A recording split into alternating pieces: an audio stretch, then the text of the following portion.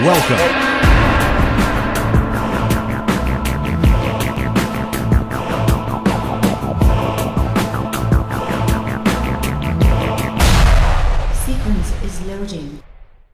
Dai Maya, peccato che quella previsione della fine del mondo sia una bella bufala nata tra fantascienza, errori di calcolo, troppi zeri letti male e altre delizie di questo tipo. Torniamo alla ragione. Il mondo non finirà nel 2012, ma di una cosa possiamo essere assolutamente certi. Gli ideatori di questa storiella, nel dicembre 2012, saranno molto più ricchi di oggi, con tutti i diritti d'autore che riscuoteranno per libri, film, articoli, DVD, programmi televisivi e quant'altro. L'Apocalisse del 2012 è una balla. Dunque la fine del calendario non significava affatto la fine del mondo, ma la fine di un ciclo, che nella loro concezione circolare del tempo voleva dire semplicemente l'inizio di un altro ciclo.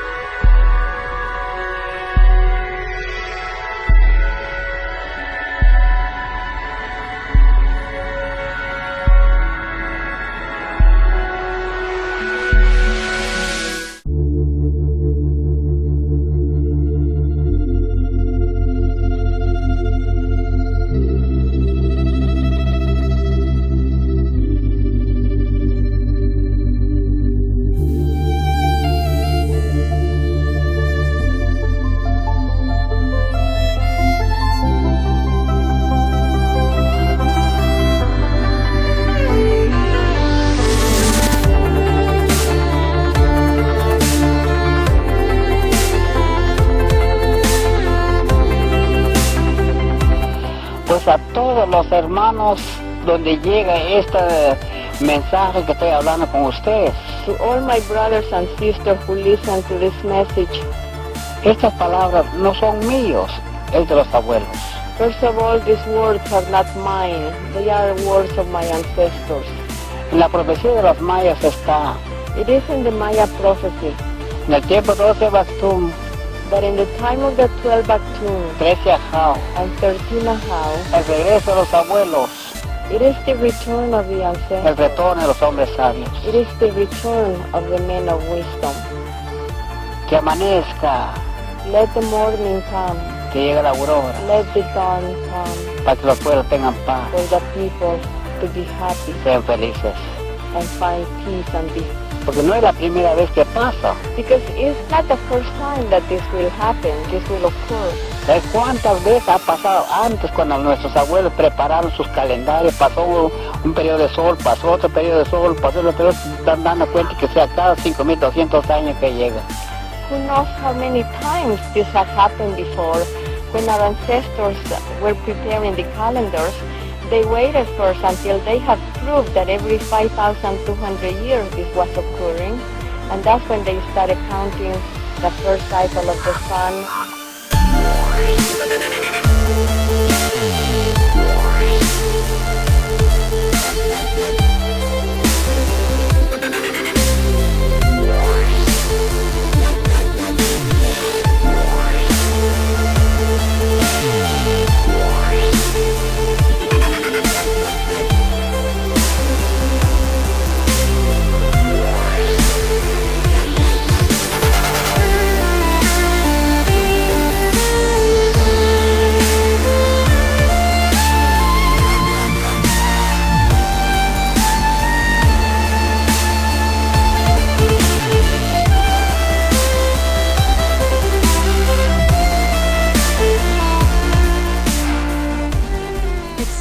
A mystery, and it's causing some people sleepless nights in the capital. Most people have rung in the middle of the night, and they describe it as a low pitched hum that basically keeps them awake. Residents in Mount Victoria describe the hum as sounding similar to this, recorded by scientists on Auckland's North Shore in 2006. when a similar phenomenon was reported. My partner heard something that she thought was a hum on Sunday. I don't know what it is. It's a mystery hum to me, yeah. Okay. I haven't heard it yet. I'm looking forward to it though. Noise control officers dispatched by the City Council have failed to find the source, let alone hear the sound themselves. One theory is power stations create the noise, only this one is on the other side of town. Another theory is it's houses in dips or hollows that hear the sound, and when the wind blows over the hill, it creates a resonance effect. Some people think it's the cumulative effect of many fridges sitting next to sinks and reverberating. One guy said, hey, it could be extractor fans from bakeries that work at night, but there's no bakeries really around Mount Vic. And also somebody else said it could be Smorg, the dragon from The Hobbit, lying under Mount Vic. Perhaps another theory for the council to investigate. Jannica Terrellin, 3 News.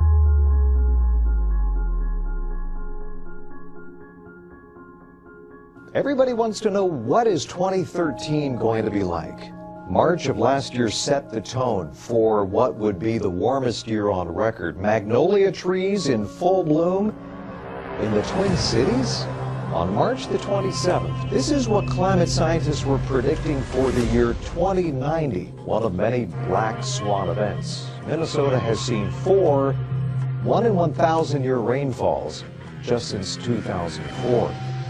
Of course, we had Sandy last year, the worst drought in 60 years for the Plain States. We're seeing more of these, what meteorologists call black swan weather events, where you just kind of scratch your head and go, what was that?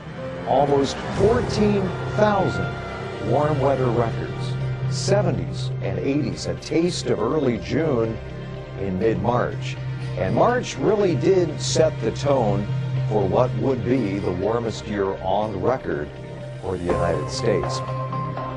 Just when you thought there could not be more change going on in the world, magnetic north is moving. It has always moved, but not like this. It's just skipping along. It's on the move about 40 miles a year now along the polar cap toward Russia.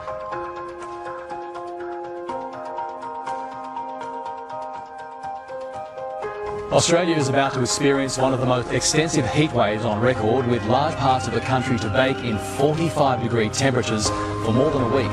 Weather records are being broken as eastern Australia bakes in extreme heat.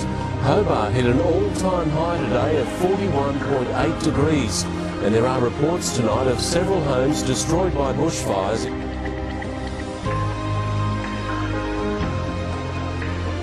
Wildfires raging out of control. At last report, 300,000 acres charred. These fires are actually showing up from space, from the International Space Station. Monday, the hottest day ever recorded nationwide across Australia. So hot that the meteorologists at the Bureau of Meteorology in Australia had to add a new color. That's 129.2 degrees. Good grief. Good evening. At a time when so many people are still suffering, right now, tonight, more than 1 month after a monster storm hit a giant population center, today we learn some facts about how this Earth is changing and how fast. For starters, polar ice sheets in Greenland are melting at 5 times the pace of just a few years ago. New research concludes that Antarctica is melting. While it takes a lot of ice to melt to raise ocean levels, they say that is in fact happening, and they believe just an incremental recent rise of ocean levels made the damage worse when Hurricane Sandy hit the East Coast and took so much away from us. The big question mark is the future, of course, and a new kind of normal for all those living along the water. Look at what could happen to cities on the East Coast. This could be the impact of 5 feet of sea level rise. This is 25 feet, which some experts say could happen in just a few centuries. In Greenland, a record 97% of the ice sheet thawed this July, as shown here in red. Today, it is losing ice 5 times faster than in the early 1990s. The faster speeds that we're seeing in Greenland are not going to slow down. We have some breaking news coming into us. According to the U.S. Geological Survey, a magnitude 7.3 earthquake has struck off the eastern coast of Japan. A tsunami warning and advisory have been issued. It went on for about 90 seconds, and the thing that stands out in my mind is the noise, the violent shaking. But in terms of the scene here in Tokyo, I hear cars moving behind me. It's now just after 6 o'clock on Friday evening here in Tokyo. People seem to be getting back to their lives, but obviously a good wake-up call. The people of Darwin have been shaken by a strong tremor this morning. A 7.3 magnitude earthquake struck about 600 kilometres off the Northern Territory coast. The US Geological Survey says the epicentre was about 236 kilometres northwest of the Indonesian city of Samlaki. It struck just before 4 a.m. at a depth of 155 kilometres. The Pacific Tsunami Warning Centre has no immediate tsunami warning. All of the residents of the small towns in this area that's been so hard hit are outside. No one wants to go into their homes. There are several factories, new factory collapses, and there are still some workers trapped inside. Also several churches and several of the historical buildings that had sustained small damage have now sustained much more significant damage.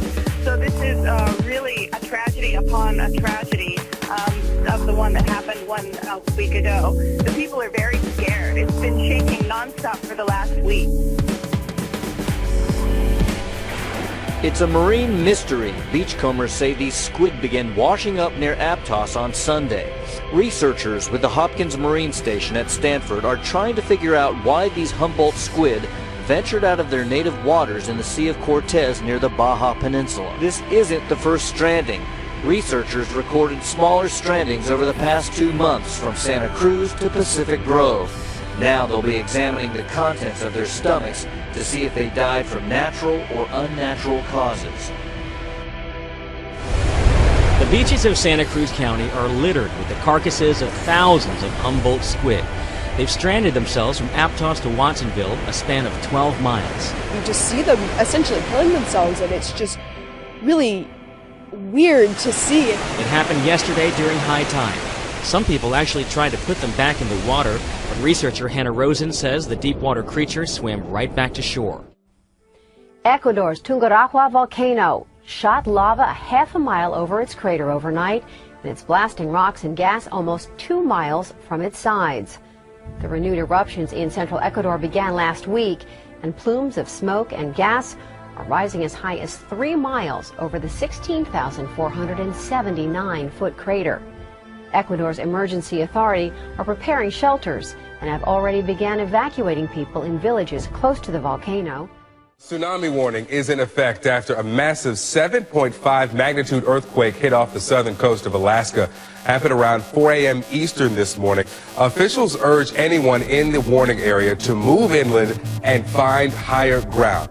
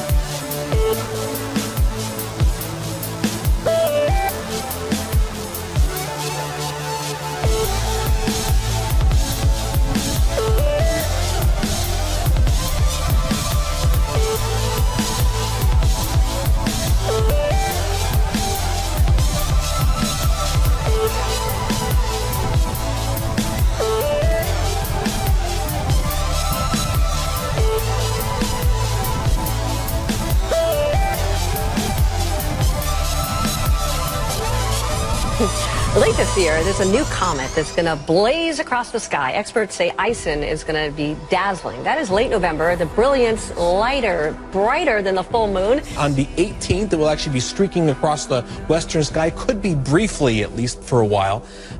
Brighter than the full moon. Visible to the naked eye for sure, and possibly rivaling, we believe, the great comet of 1680, which you will find actually in ancient paintings. That's how cool this comet was. Painters of the time actually painted about this comet. Back now with some incredible pictures that caught our eye today. A freak dust storm in Western Australia, a continent already dealing, as you may know, with terrible heat and wildfires on the run. An amazing sight as a huge storm scooped up the sand and then spit it out.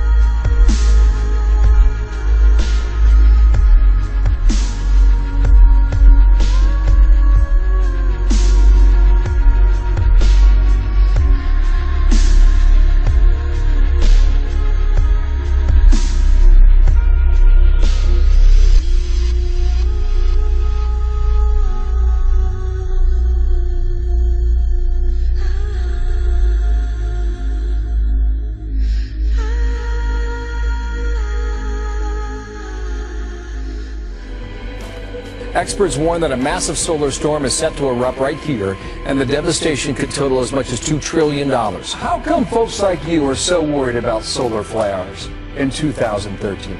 Well, so we know from watching the sun for hundreds of years, the sun goes through an 11-year cycle, being relatively quiet, very active and violent. 2013 is the peak of that 11-year cycle. So we know, almost like clockwork, every 11 years you go through a bad period, and each 11 years, as we have more technology, we have more satellites, we can depend more on our electrical infrastructure, we're more vulnerable. If we get hit with a solar flare, what does that do to us? What does it do to our technology? What does it do to our civilization? So it can lead to blackouts, it can overload your satellites, it can fry radio transmissions and GPS transmissions. That's happened on a small scale before. Talk about the $1 trillion in damage.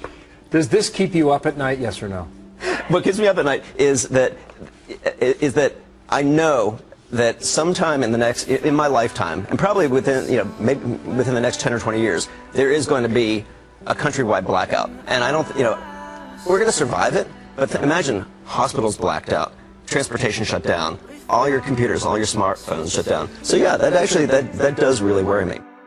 This is brand new video from the shore of Masonboro Island, shot from a boat, and you can see lots of dead fish. Garrett says the monitor shows the fish used up all the oxygen and it suffocated them in less than an hour. Now Garrett says it's rare to see a fish killed this large, but she wants you to know there's no risk to public health. Now when you go to the beach, this isn't what you expect to find. Take a look at this. Hundreds of dead fish covering the shore, and this is exactly what people in Pawleys Island woke up to this morning. It's like really weird, I don't know what could have caused it. That's exactly how many people who live on Pawleys Island felt as they looked at the shoreline. Hundreds of dead menhaden fish stretching 1.5 miles long. And Pawleys Island isn't the first place this week to see the dead menhaden fish on their shore. Events like today's happened from time to time. Last year, an influx of starfish were found on the same beaches. On another front, our weather remains in the news tonight. The storm still stretches more than 900 long miles, and as it marched across the country, it brought high winds to Texas. And Missouri, flash flooding, and then winds that knocked down 50 train cars. Further north in Greene County, Indiana, dozens of homes were damaged or destroyed. Today's misery also reached Quinn County, Tennessee, where families who survived the tornado are counting their blessing. In Pennsylvania, blistering winds flipped this helicopter. An hour north of Atlanta, an amazing picture. The sky was falling. We've got debris now flying to the left and center of this system. The tornado was on the ground, churning through homes, office buildings, and factories with wind speeds more than 125 miles an hour. This is rare, violent weather for January. NASA has given an update on what they call PHAs, potentially hazardous asteroids. If Earth were struck by an asteroid 40 meters across, it would be similar to the impact of a 3-megaton nuclear bomb. So how many potentially hazardous asteroids are there? Okay, that's our number. 4,700 PHAs. They've only found 20 to 30% of them, so it could be way, way higher. Anyway, the dinosaurs, I know that's controversial, but you know what I'm talking about. Are we living in an unprecedented time period of peace and prosperity? A tsunami alert has just been issued in the South Pacific after a magnitude 8.0 earthquake struck just northeast of Australia in the Solomon Islands. There have since been a series of powerful aftershocks that have hit the area. There's no damage that we know to be associated with the quake itself, but now much of this region is under either a tsunami warning or a tsunami watch. The tsunami could impact, quote, more distant coasts.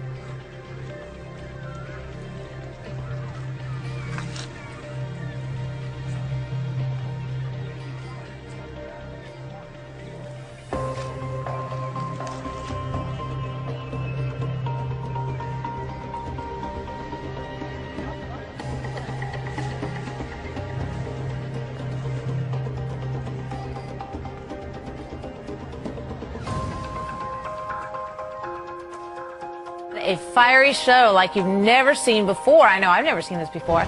A team of photographers capturing an incredible display in eastern Russia. 4 volcanoes they found were erupting at the same time, just over 100 miles apart. What are we seeing here? Well, so this is probably the most volcanic area on Earth, is the Kamchatka region of Siberia. It's 3 different parts of the Earth's surface, three crustal plates are bashing together, where these things collide, you get incredible geologic frenzy. Nobody's ever seen anything like this. 4 different volcanoes, 4 completely separate eruptions happening at the same time. Unprecedented.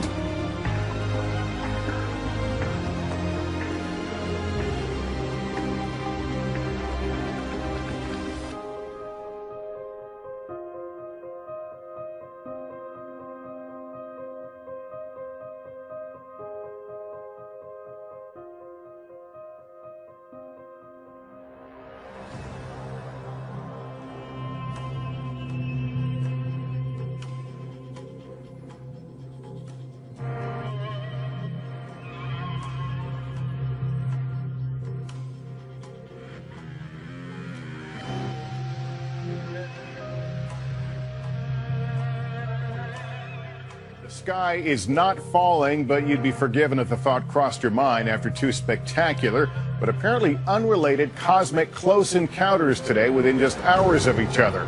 This morning in a remote part of Russia, some thought the world was ending when a 10-ton meteor, 5 stories tall, hurtled to Earth and exploded, causing a lot of injuries and doing a lot of damage without actually hitting anything. Its fiery descent was captured in vivid detail by numerous cameras. And then this afternoon, there was a very close call with a massive asteroid that whizzed by just 17,000 miles from our planet. In celestial terms, that is a very near miss. What do scientists make of all this? It was all one big cosmic coincidence. The video from Russia is incredible. A massive meteor traveling at 33,000 miles per hour, trailing a brilliant white contrail, hitting the atmosphere and exploding with the force of an atomic bomb. The shockwave over the town of Chelyabinsk damaged thousands of buildings, knocked down a factory wall, and blew out windows across the city in freezing temperatures. Are you starstruck, and did you see it? The Bay Area dazzled by a dramatic and unexpected fireball in the sky. Good evening, and thanks for joining us on this Friday. I'm Raj Mathai. And I'm Jessica Aguirre. The sky's brimming with action. First, an asteroid skims past Earth tonight, and now a meteor streaks across the Bay Area skies. I want to show you some dash cam uploaded video on YouTube that shows what appears to be the fireball as it crossed around 7:45. Now, the driver says he was headed southbound on 280 out of San Francisco. Turns out he wasn't the only Night Star viewer. We got calls from far as St. Helena to south as Gilroy.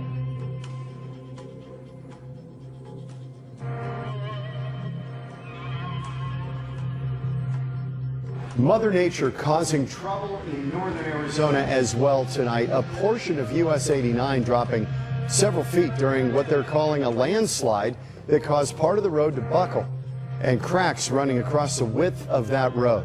Loud booms. Large trees in front of his house snapped in half. Booms. Some bizarre noises. Some strange noises heard around the world the last few weeks. There is now audio proof. Mysterious booming noises. No one seems to know what is causing these weird booms. Not police, not scientists, not even the military. For the most part, have gone unexplained. The booms have shaken homes and startled neighbors. These phenomena are not unique to Western New York. People all over the United States are hearing and feeling mysterious loud booms. Just since October, Howe has documented booms in 25 different regions across the country. Many of the current reports have been that something is coming from the sky. Some of these booms have been accompanied by huge bright flashes of light, including this one, captured by a security camera in Salem, Massachusetts on January 5th. What's causing the rest of the booms?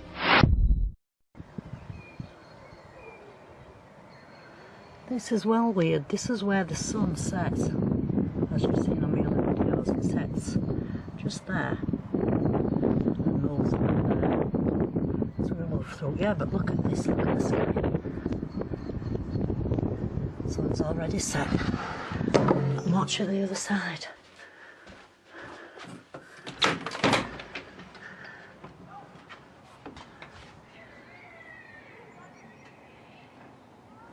This is the other side of the house.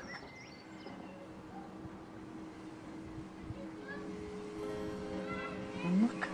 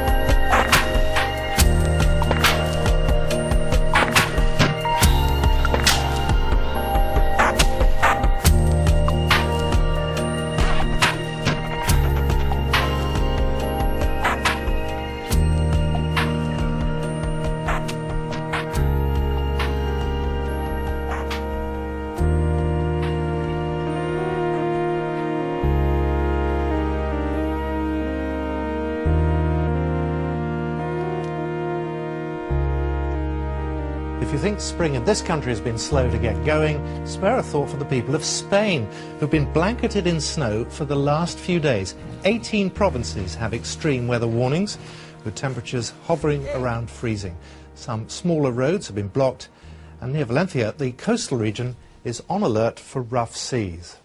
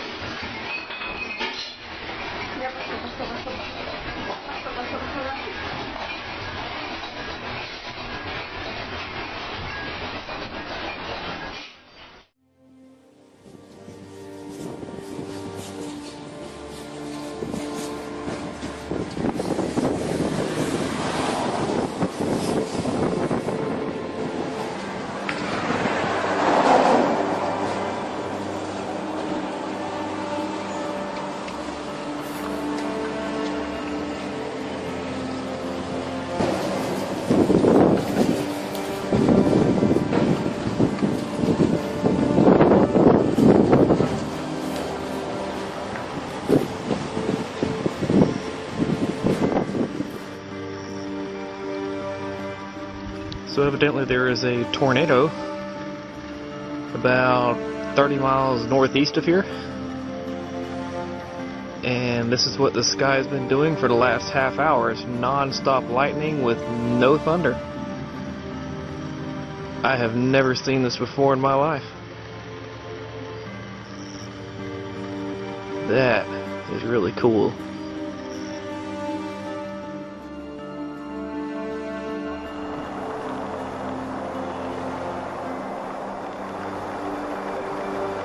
Rainstorms have battered southwestern China. It caused widespread flooding in Guizhou province, and this man found himself trapped in his home.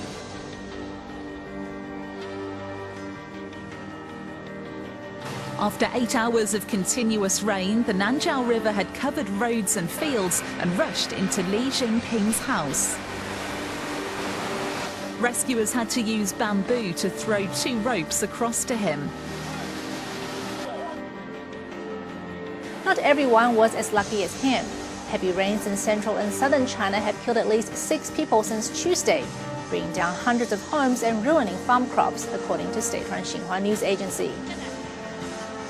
In the neighbouring province of Guangdong, rainstorms have battered the west of the province as well as the Pearl River Delta region. Traffic has been affected and schools were forced to close Wednesday afternoon.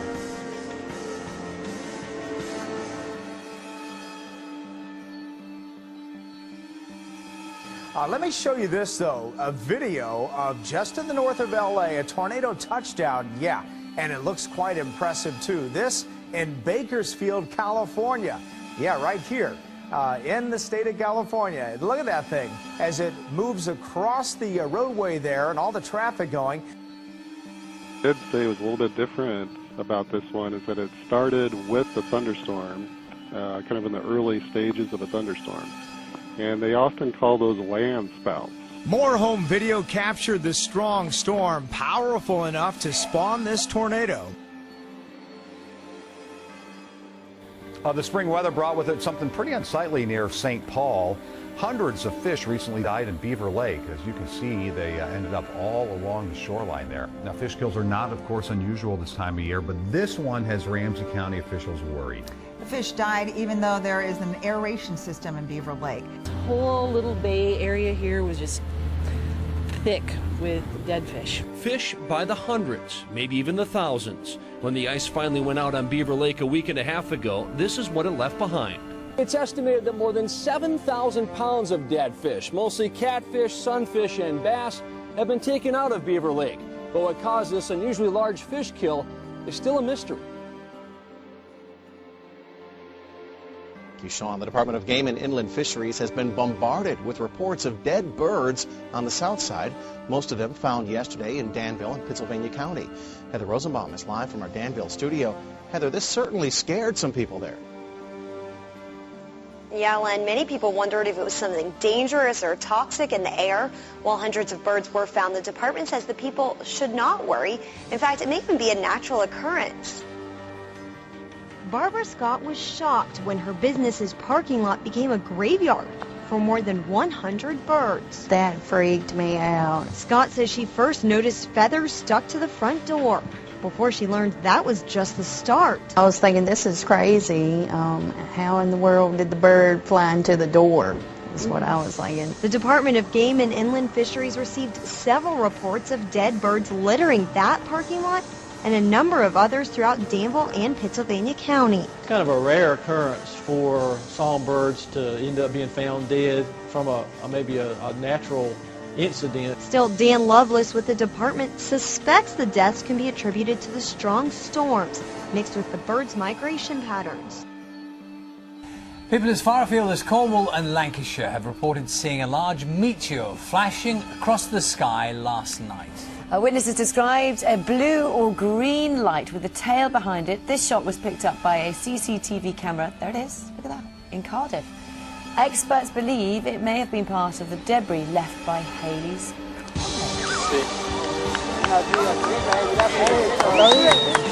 Eso quiere decir que vamos a salir campeones, che. ¿Qué mierda es eso?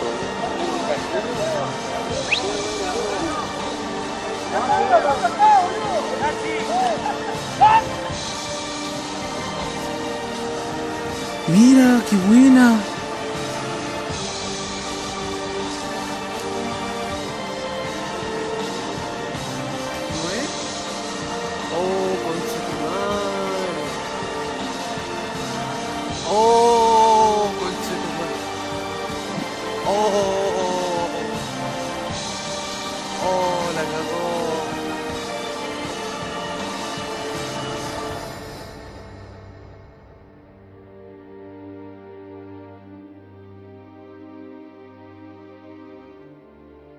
Another Connecticut town has been hit by a meteorite. Yeah, last month a meteorite landed on a house in Wolcott, and this week, less than a mile away, a meteorite crashed through a gutter and landed on the lawn outside a Waterbury home.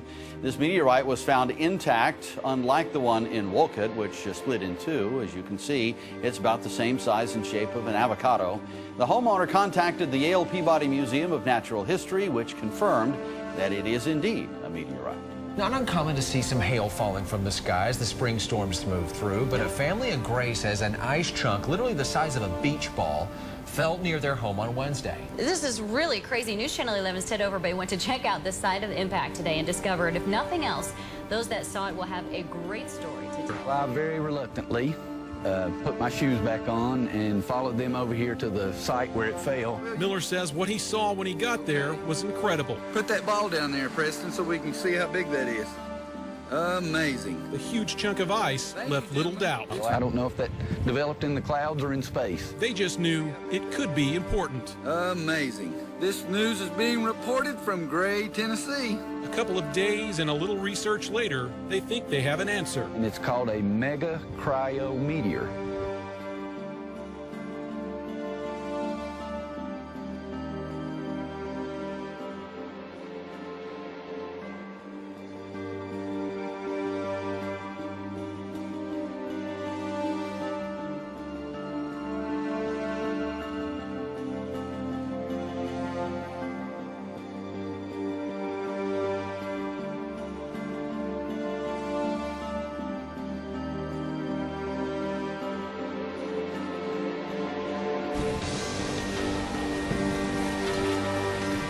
One of the scariest scenes on video that Mother Nature can produce at Lake Mille Lacs, east of Brainerd in mid-Minnesota. This is what an ice shove or an ice surge looks like. It was a wall of half-melted ice shards driven by wind, gusts of up to 55 miles an hour. It happened along 10 miles of shoreline, 30 feet of ice. It's destroying everything in its path. And Sam, this is about some really, these temperature changes, right? Yeah, because on one side of the country, the west, we've got 80s, 90s, and 100s today. On part of the country, we've got these cold wind chills, 20s, 30s, and 40s. Heave. And it happened in Manitoba, Canada this weekend, too, where an incredible tsunami-like wave of ice destroyed a dozen two-story homes. There is a growing mystery in California tonight where families in one community are watching helplessly as their homes sink into the earth. Walls cracking, entire homes condemned. What's happening underneath? Here's ABC's Akiko Fujita tonight. The slow-motion disaster is threatening all 30 homes in this Northern California neighborhood. Small cracks just weeks ago, now gaping holes, the hillside collapsing. Jagtar Singh watched the ground pull his neighbor's home 10 feet below the street, and he's seen the cracks eat away at his house.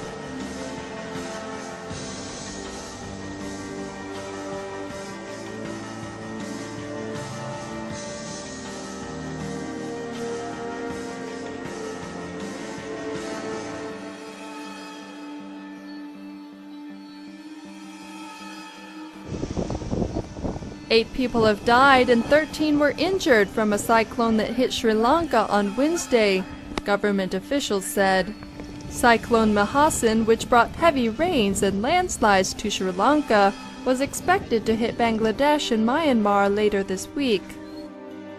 Bangladesh has raised its storm warning to level 7 as Cyclone Mahasin made landfall. Heavy rain and waves of more than 2 meters threatened to bring flooding to several low-lying coastal cities. At least 6 people have been killed in Bangladesh by a cyclone that battered the coastline on Thursday. And some Chinese people may not need much persuasion to take a trip overseas, especially when something like this just appeared in the middle of the street. If you're thinking to yourself, what on earth is that? You're not alone. This big, foamy, and according to media reports, foul-smelling ooze appeared in China's eastern city of Nanjing on Saturday evening. Apparently, the street cracked open and it just started to ooze out. At its peak, it spread over 150-foot radius and stood a foot high. Bystanders are stumped as to what this mysterious substance may be. The area was cordoned off and the ooze was washed into the sewers. What was left eventually receded back into the cracks. No one knows what the ooze is or where it came from. Heavy rain and hailstorms continue to sweep through southern China. 53 people have been killed and several more are still missing. 10 provinces have been affected, including some in central China. Guangdong province has been worst hit, with rainstorms battering 5 cities, including its provincial capital, Guangzhou. At least 22 people are reported to have died, with 16 missing in the province. The sweeping storms have impacted over 1.36 million people in Guangdong province. Water levels reportedly rose 2 meters, engulfing homes and businesses. Emergency crews have been rescuing the elderly and the young, cut off by the cruel force of nature.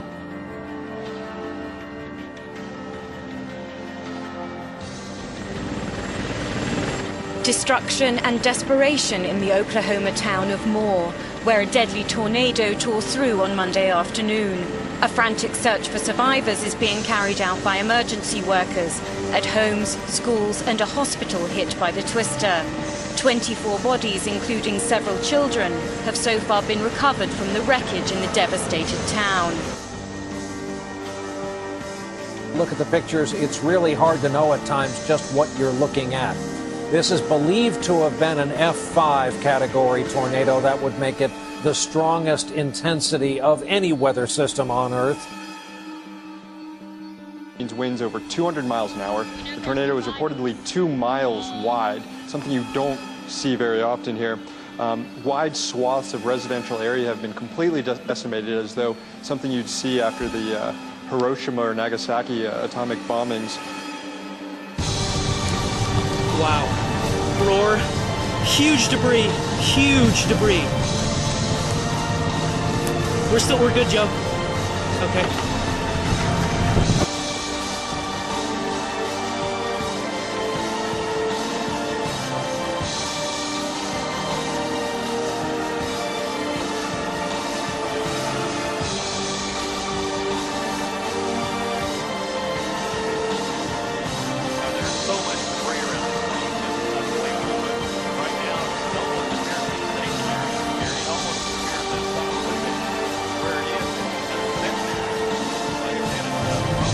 Hold on, we can fly east. Dear God. I'm gonna have to, oh, huge.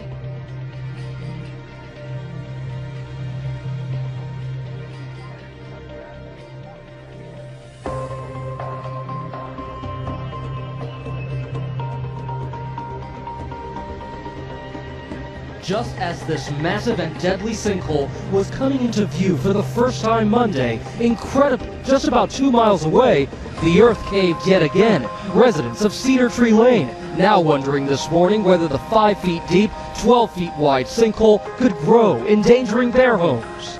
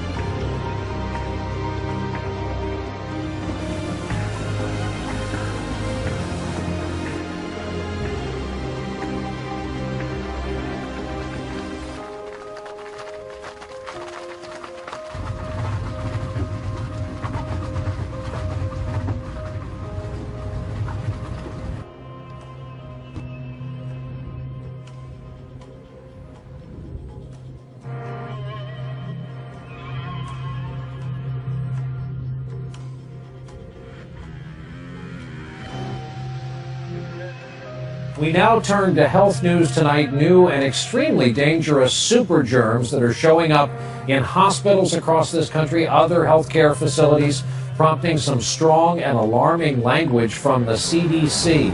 We get our report tonight from our chief medical editor, Dr. Nancy Snyder. It's a silent threat lurking inside our nation's hospitals. A deadly class of superbugs that's nearly impossible to treat. It's resistant to virtually all antibiotics. So when an individual gets this microbe and it invades the blood or invades tissue, curing them becomes very difficult. There is another war taking place in the Middle East. This war has to do with rats. And we're not talking about just any rats. We're talking about rats as big as cats. These rats aren't just big in size, they're big in numbers as well. Millions of them roaming around Tehran. They've called out the Army's sniper units in an effort to pick off one rodent at a time. There's an estimated 25 million rats. That's twice the people population. That's why the government is considering increasing the sniper units to 40.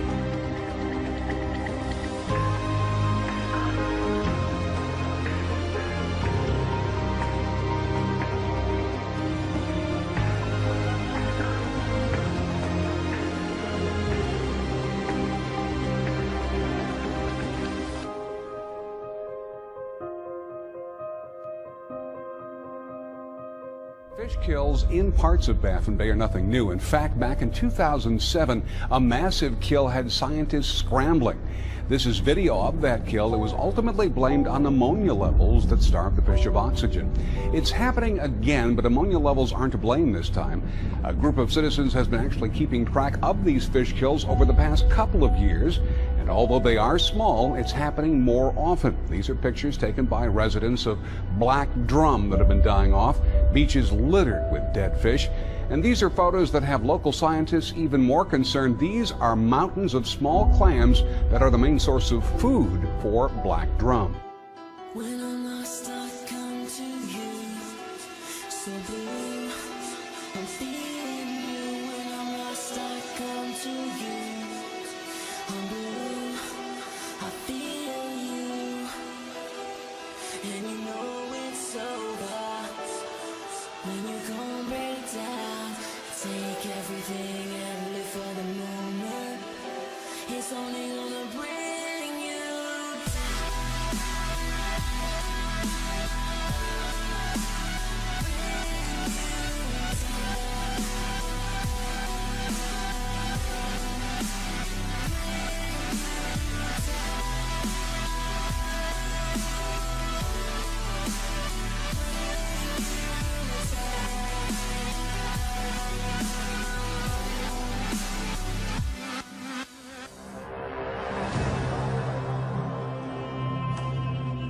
To us, it's just, I mean, this looks like the moon.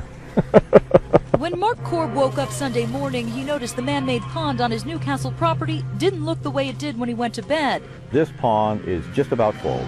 It's about 2 feet down, and this pond that is now empty was at that same level as of Saturday night. So it came up to right about here. Mr. Korb says a few years ago he drained this pond with a pump. He says that time it took him 7 days to make it look like this. The sinkhole emptied the pond much faster. I would guess probably 4 or 5 hours For this to drain. whole area to drain. Yes. Now he's trying to figure out what made the earth cave in on his property near Dutch Ravine.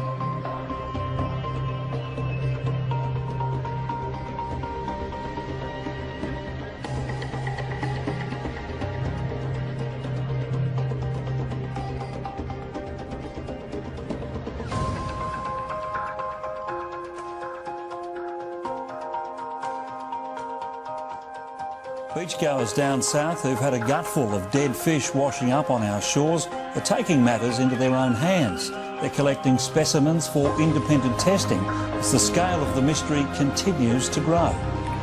There are plenty more fish in the sea, but beachgoers fear far too many are washing up dead. There was dead fish floating by in the water. Looked like they're pretty freshly dead as well. Thousands of fish have littered the coast in recent weeks and locals are demanding answers. Fish are starting to get bigger and bigger. We've started out with very small fish and now we're finding snapper and whiting and I've never seen that before in my life. As the size of the fish continue to grow, so too does the area they're being found in. Beachgoers say they've seen dead fish wash up as far south as Selleck's Beach to here at Hallett Cove. For 3/4 of an hour, a giant swarm of locusts about 15 kilometres long crosses Madagascar's National Route 7. This road is normally popular with tourists who come for the breathtaking views.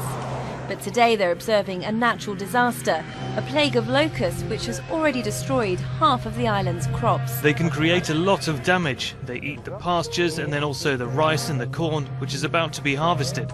According to experts, there are currently 100 swarms across Madagascar, made up of about 500 billion locusts.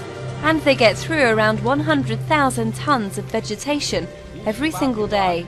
There's already not much rice. Not many people have more than 10 hectares of crops. So after the locusts, there's nothing left for our women and children to eat. The UN is appealing for more than $41 million to eliminate a severe plague of locusts in Madagascar. Half of the money is needed by June to try to save the country's crop production. Around half of Madagascar is currently infested, with each swarm made up of billions of insects.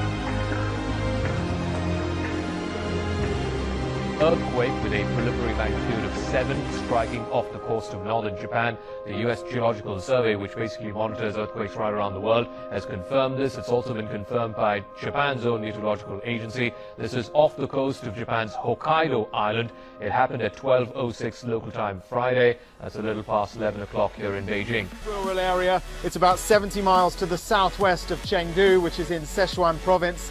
From what we know, the army are there at the moment. About 2,000 soldiers have been deployed to the area, and a general, the Chinese general who's been flying over the region in a helicopter, has told local reporters that he's seen a huge number, perhaps 50% of the houses in one area have been almost completely flattened. The houses in those rural areas are not particularly well built. The crucial moments at the moment as they try and access difficult areas and find out how many more people might be trapped. I would expect the death toll will rise. An invisible but deadly threat has creeped into U.S. hospitals. It's not getting better, actually it's getting worse. Dr. Anthony Fauci is talking about CRE, a so-called superbug that is resistant to nearly all antibiotics. The bacteria kills half of infected patients. The superbug has become much more common, detecting 1 to 2 cases per week now on average. The result tells you just how powerful the bacteria is. Wherever you see a clearing, that's where the drug is working. So this drug right here, has no zone. So that means the organism's completely resistant to it. A potentially deadly problem for patients infected with the superbug. That means even the most powerful antibiotics can't help them. So far, 42 states have reported cases of CRE.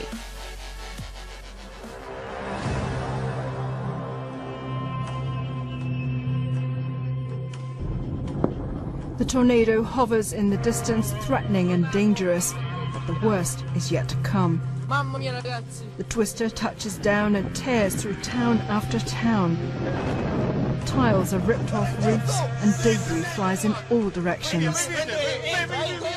The tornado gathered speed across open farmland, leaving a trail of destruction. A whole season's crops destroyed. Locals were terrified by the sheer size of the storm. The tornado brought torrential rain and hailstones with it, causing havoc and making driving conditions extremely dangerous. Hundreds of homes were obliterated, entire buildings leveled, and cars overturned. Locals picked through the rubble in the aftermath of the storm in the hope of finding some of their belongings still intact. But for many, there was just nothing left.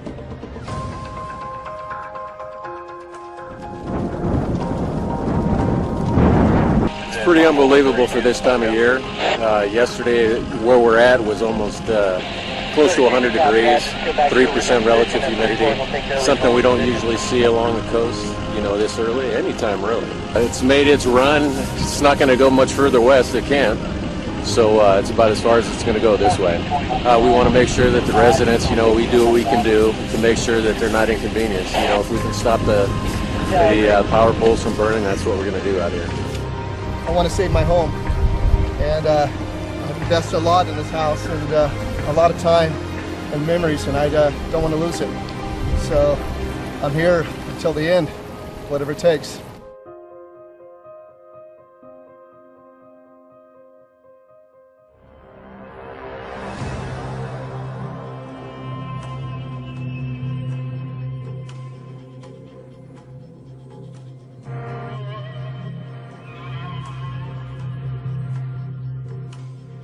And now to a neighborhood that is slowly being swallowed by the earth. An entire subdivision where the homes are crumbling. Neighbors being told to pack up and leave. In March, everything was fine, and everything is gone now. This morning, residents and officials in one Northern California town are mystified, desperately trying to figure out what's caused 7 homes to be swallowed up by the earth. It has grown, you know, substantially from the time I saw it earlier this week to the present. So things are still happening. What started as small cracks in the ground gradually opened into small canyons. All the cracks in the roadway seem to have gotten bigger. Quickly engulfing the Lake County homes and stripping some down to the core. Now the entire community of 29 homes is at risk of collapsing. It's metastasizing like cancer, and it's spreading out. There's new cracks showing up in areas of the subdivision that weren't affected before. Tornado emergency is now coming. We do have a tornado emergency for this storm that is moving into more right now. This is a tornado emergency. This is higher than a tornado warning. This is the most significant of all warnings. What we're looking at is tragically the biggest destructive tornado in the history of the world, because this destruction is dwarfing May 3rd, which was a $1.2 billion damage storm with 8,000 homes and 1,000 plus apartment complexes damaged or destroyed.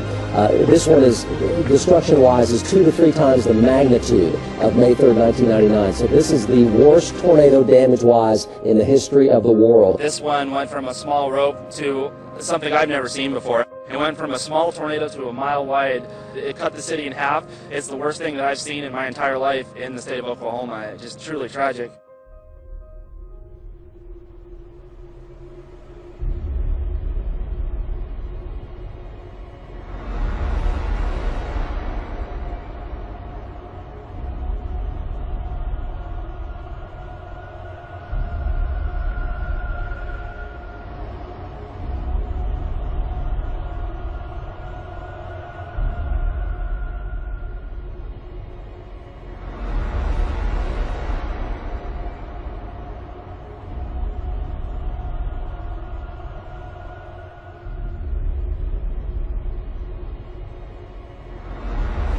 The numbers of this event are becoming even more staggering. 33,000 people affected, 12 to 13,000 homes impacted. Property damage is $1.5 to $2 billion. Obviously, this is a significant event, and it's one that's going to take us a while to address.